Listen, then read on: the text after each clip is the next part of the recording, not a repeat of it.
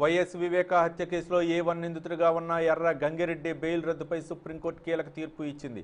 Bail రద్దు అంశం తెలంగాణ హైకోర్టుకు బదిలీ చేయాలని తీర్పునిచ్చింది. అలాగే మరోసారి విచారణ జరపాలని సుప్రీంకోర్టు ఆదేశాలు జారీ చేసింది. ఎర్ర గంగిరెడ్డి డిఫాల్ట్ బెయిల్ను రద్దు చేయాలని సుప్రీంకోర్టులో సిబిఐ పిటిషన్ దాఖలు చేసిన విషయం తెలిసిందే.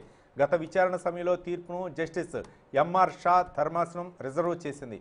కేసులో మెరిట్స్ ఆధారంగా బెయిల్ రద్దు చేయాలా వద్దా అన్న విషయాన్ని నిర్ణయించాలని తెలంగాణ హైకోర్టును సుప్రీంకోర్టు ఆదేశించింది. గతంలో బెయిల్ మంజూరు చేసినప్పుడు మెరిట్ను పరిగణలోకి తీసుకోలేదు. ఇప్పుడు తెలంగాణ హైకోర్టు అన్ని అంశాలను పరిశీలించి నిర్ణయం తీసుకోవాలని సుప్రీంకోర్టు తెలిపింది.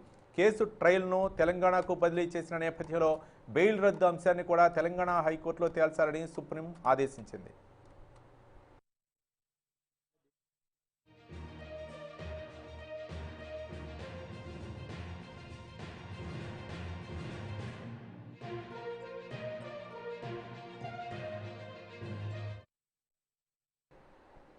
ఇవి ఇప్పటివరకున్న అప్డేట్స్. తిరిగి మరో బులెటిన్లో కలుసుకుందాం. చూస్తూనే ఉండండి 6 టీవీ, సామాన్యుడి ఆరో ప్రాణం.